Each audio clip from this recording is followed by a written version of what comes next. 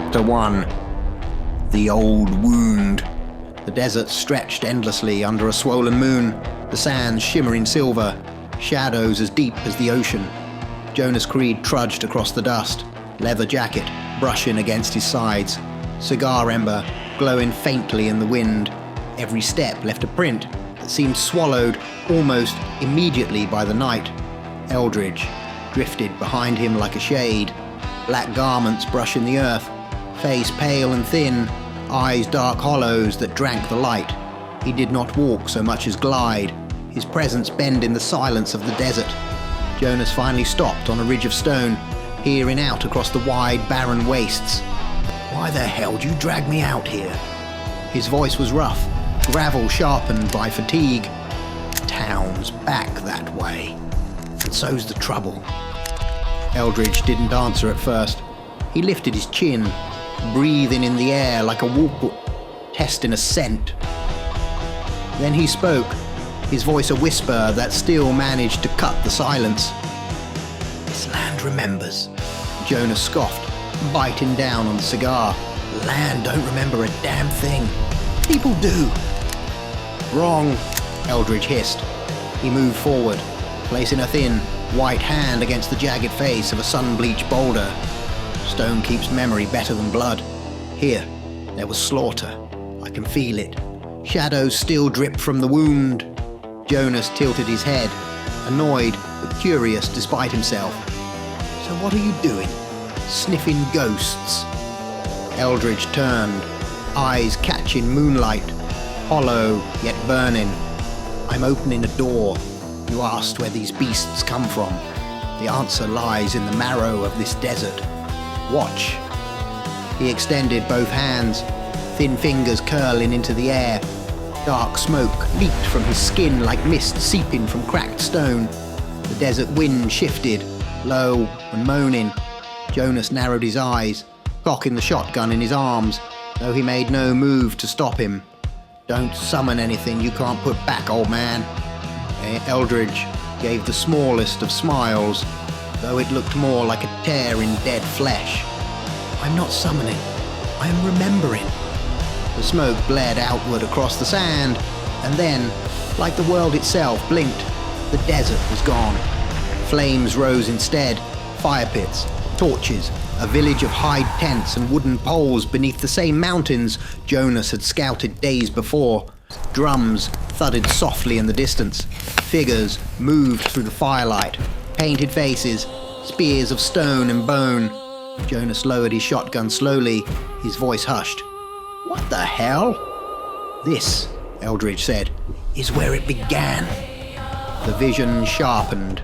A young warrior stood at the edge of the firelight, bare-chested, tall, lean muscle drawn tight across his frame, black hair braided with bone beads, obsidian knife at his belt, bow slung across his shoulder. His eyes were sharp, restless, questioning. "Who's that?" Jonas muttered. Eldridge studied the boy with something between curiosity and pity. "Tahu," he whispered. "A hunter, one of the first to stand against them." Jonas spat dust from his cigar. "And? Did he kill any?" "No." Eldridge's voice darkened. "But he tried. And trying, when the world insists you can't, that is what makes him worth remembering." The vision lingered. Tahu stood alone on the ridge, staring toward the mountains, firelight painting his face in flickers of red and gold. Beyond those peaks, shadows moved, shapes too tall, too jagged, too wrong to be wolves. Eldridge closed his eyes, and the desert night shivered with the memory of the first blood spilled. Jonas leaned on his shotgun, gaze fixed. "So this kid, it was me before me?" "No," Eldridge said coldly.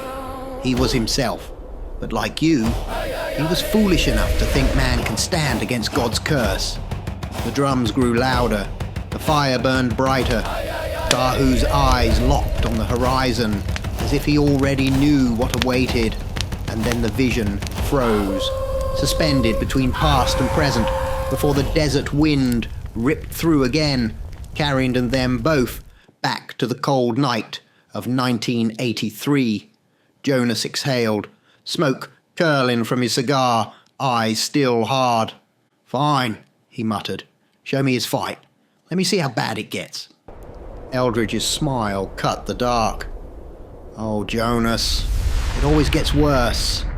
The desert around them pulsed with the promise of old blood, and the story shifted toward the night of Tahu's first hunt.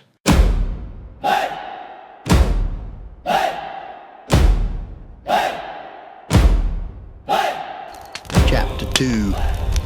The gods heard. The fire crackled in the centre of the village, sparks rising into the night sky like stars drifting home. Tahu sat cross-legged, his obsidian knife resting across his knees, his eyes fixed on the mountains. Every full moon, his people prayed the drums would be enough, that the fire would keep the shadows at bay. But every full moon, something was taken. An elder's voice cut through the silence, dry and cracked as old wood. "You look at the mountains again, Tahu." He turned his head. The old man, Chief Akacheta, leaned heavily on his staff, face painted with soot and ash. His eyes were milky with age, yet carried fire. A circle of tribesfolk gathered, listening. "They come from there," Tahu said, pointing with his knife. "Every moon, they steal our people, our children. They do not take all, only enough to leave us bleeding but alive. Why? Why not wipe us from the earth?" The murmurs of the circle grew. Some lowered their heads, some shivered. The chief raised his hand, and silence fell. "You are young. You see only the hunger, but there is more. The god who sent them does not waste his children." "Lysanor," another elder whispered, the name carried like a curse. Chief Akacheta nodded. "Yes, Lysanor, god of the moon and of the Lycans. His will runs in the blood of those creatures. They are not here to kill us for sport. They are here to guard." Tahu frowned. "Guard what? There is nothing here but dust and rock." The elder's staff struck the earth. "Not dust, not rock. The mountain is hollow. Inside it lies what Lysanor left, an old wound in the world. His beasts circle it as wolves circle their den. They keep men from trespassing, and when they hunger, they feed on us. Just enough to keep the pack strong, just enough to remind us the mountain is not ours." Another tribesman, voice shaking, asked, "Then why do we not leave this land?" The chief's eyes narrowed. "Because it is ours. Our ancestors spilled blood to keep it, and our dead sleep beneath it. If we leave, we abandon them. We abandon who we are." Tahu clenched his jaw, fingers tight around his knife. "So we accept being prey. We wait every moon to see who will be taken next." The chief's gaze fell heavy on him. "No, we endure. That is what it means to live under Lysanor's eye. Man is not master here." Tahu rose to his feet, his shadow cutting across the firelight. "Then I will not endure. I will hunt." Gasps circled the fire. A woman pulled her child close. Another elder shook his head violently. "You cannot hunt the god's herd," the chief warned. "They are not wolves. They are his guardians. They kill not from malice, but from command. Strike one, and more will come. They will tear you down until nothing is left." Tahu's eyes burned in the firelight. "Better to die on my feet than watch them steal my people on my knees." The fire snapped loud, showering sparks into the night. For a moment, no one spoke. Then the chief leaned close, his voice soft but sharp as a blade. "If you walk this path, boy, you do not hunt beasts. You defy a god." Tahu turned back to the mountains, the peaks dark against the swollen moon. Somewhere beyond them, shapes moved in the trees, watching, waiting. And though fear coiled in his gut, he felt something else too. The certainty that his life would be measured, not in how long he endured, but in what he chose to face.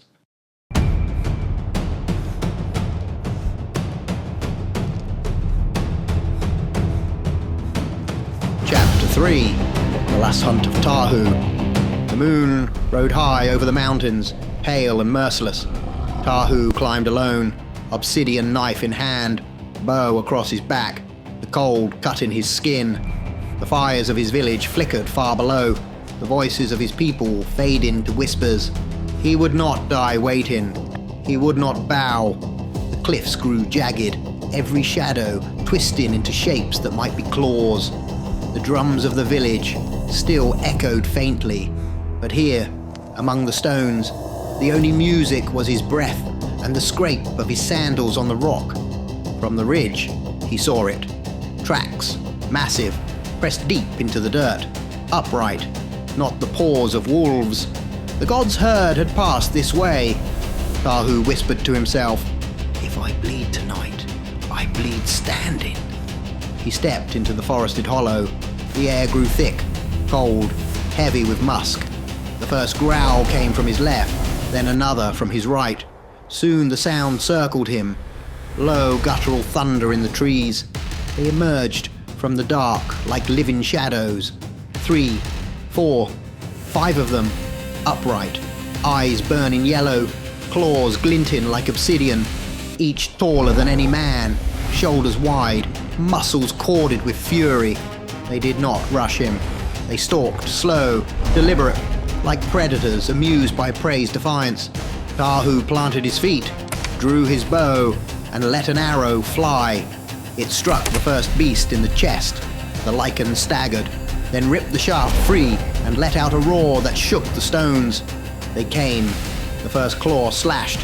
Tahu dove, his knife cutting across fur and skin. Blood hissed like steam, but the wound meant nothing.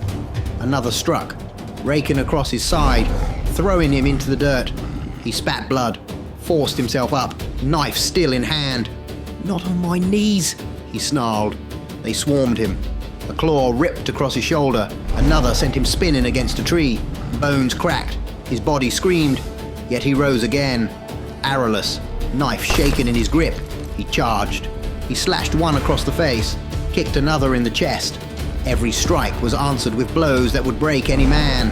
But Tahu would not break. The pack circled him, snarling, their patience thinning. They lunged together, and his cry rose to meet theirs. Not fear, not surrender, but defiance that split the night. And then, silence. The moon shone down on the hollow silver light, painting blood across the stones. The pack stood still, their eyes fixed on the crumpled figure of the warrior who had not yielded. They did not feed. They did not finish him. They simply circled, as if waiting. The vision blurred. The desert wind returned. Jonas blinked, shotgun heavy in his hands, Eldridge's smoke still curling in the night air. That's it. He's dead. Eldridge's hollow eyes gleamed. No. Death was denied him. The god's herd has uses for men who will not bend. He was taken, changed. What he became is not for you to know. Not yet. Jonas spat in the dirt, jaw set. Damn stubborn kid. I like him. Eldridge's thin lips curled into something almost like a smile. Stubborn men do not end. They endure, but endurance has a price. The desert stretched silent. The mountains loom in like watchmen of an ancient curse.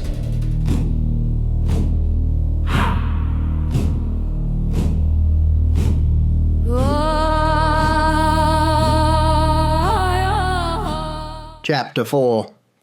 The Weight of the Mountain. The grand house was quiet. Too quiet for a town bracing for slaughter. The windows were boarded, lamps dimmed, the air thick with the smell of smoke and dust.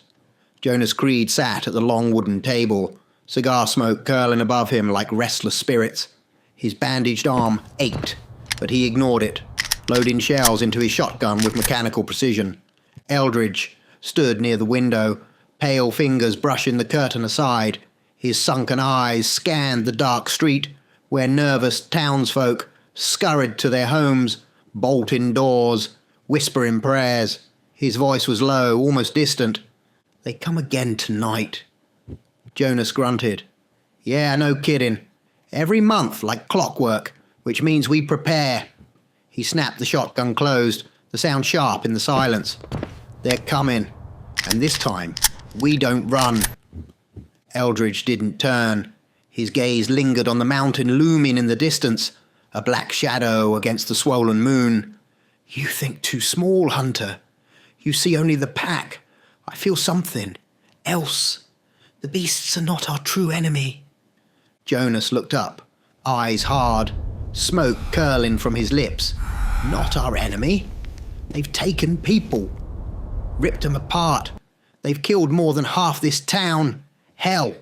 He lifted his bandaged arm, flexing the wounded flesh beneath the cloth. They've already killed me. Just slower. You call that not an enemy? Finally, Eldridge turned, his gaunt face half in shadow, half in pale lamplight. I tell you what I know. They take, yes. They kill, yes. But it is not wanton slaughter. It is balance. They are bound, Jonas. Bound to guard something buried deep in that mountain. Something old. Something Lysanor himself sealed away. His voice dropped into a whisper. Should we destroy them, we may unleash what they keep caged. Jonas rose from his chair, boots heavy against the floorboards. He looked at Eldridge with a fire that burned past reason. I don't give a damn what's in that mountain. They took something from me the second their claws cut me. They took my life, my years, my future. So I'm going to take everything from them, cage or no cage, balance or no balance. I kill them, Eldridge, all of them. The vampire's expression was unreadable, but the faintest trace of sorrow flickered across his hollow eyes. Then may the shadows pity us when the seal breaks. Before Jonas could answer, a sound shattered the silence. Splintering wood, glass breaking, screams rising in the street. The boards rattled on the windows as something massive tore through a nearby house. Jonas cocked the shotgun with a grin that was more snarl than smile. Showtime. Eldridge moved to the door, his black drape stirring like smoke. From the street came the howl, deeper, louder, more than one. The pack had come, and this time the night would bleed.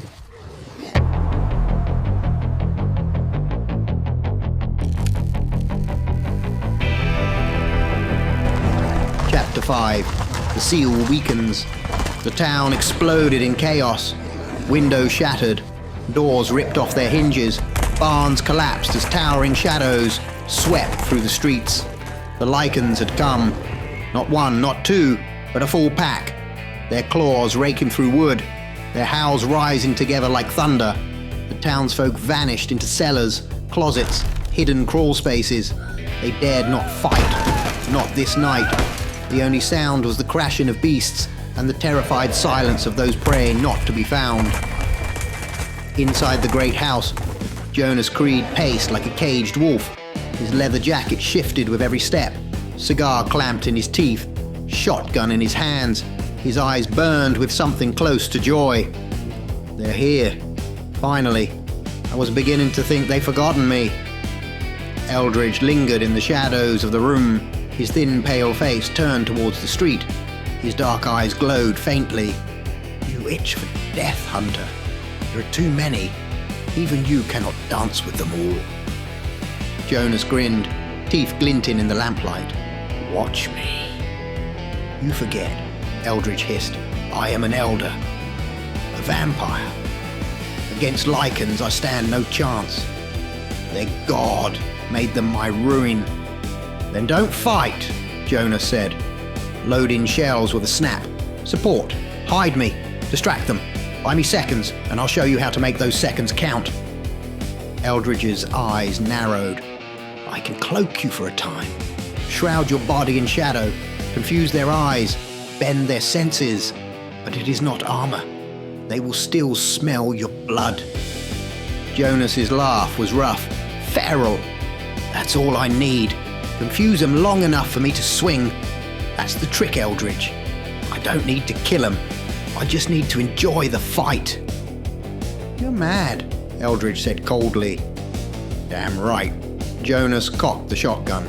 Now give me the darkness. With a reluctant gesture, Eldridge spread his hands. A ripple of black smoke slid from the corners of the room, wrapping Jonas like a second skin. His figure dimmed, his outline blurred, as though the shadows themselves obeyed him. Jonas stepped into the street. The pack was waiting. The first Lycan charged, claws flashing like silver scythes. Jonas ducked, the blow slicing empty air, and slammed the butt of his shotgun into the beast's jaw. No damage, but the wolf reeled, confused, snapping at nothing as shadows blurred Jonas's position. Another lunged. Jonas spun beneath it, sliding in the dirt, blasting a round of silver pellets into its chest. Smoke hissed from the wound, the beast snarling, enraged but unbroken. Jonas spat his cigar stub into the dust and smiled wide. "This," he growled, "is living." The street became chaos. 3 Lycans tore at the shadows, claws swiping where Jonas seemed to be, but each time he was just out of reach. He ducked, dodged, slammed silver rods into their ribs, swung chains of wolfsbane across their faces. Every strike drew howls of fury, but no victory. The beasts were too strong, too fast, too many. Eldridge stood back, cloaked in the doorway, his gaunt hands weaving smoke, bending sightlines, feeding Jonas seconds at a time. His face betrayed no fear, only calculation. "You can't win this," he muttered to himself. But Jonas didn't care. He moved like a man in his element, sweat and blood mixing with dirt, eyes alight with madness. For every blow that sent him sprawling, he rose again. For every claw that ripped his jacket, he laughed and struck back harder. And then the earth shook. The Lycans froze mid-howl. Their heads turned in unison towards the mountain. Jonas paused, shotgun lowered, chest heaving. From the ridges above, a low rumble rolled through the desert like distant thunder. The ground cracked, stones split, dust poured down the slopes. At the mountain's base, where the old caves yawned black, a light glimmered, red, unnatural, pulsing like a heartbeat. Eldridge's eyes widened, his whisper cut colder than any howl. "The seal!" The Lycans bared their fangs, not in triumph, but in fear. Their howls rose, not to taunt, but to warn. And then the mountain split further, glowing cracks bleeding fire across the stone. From within, 2 enormous eyes opened, not yellow, not wolf, but something older, deeper. They glowed through the fissure, cold and merciless. Jonas exhaled, half a grin pulling at his lips. Well, guess the night just got interesting. The mountain groaned, the eyes burned brighter. End of Part 3. Jonas Creed, the Werewolf Hunter. Part 4, coming soon. Be ready, and don't forget to subscribe and like so you don't miss the hunt.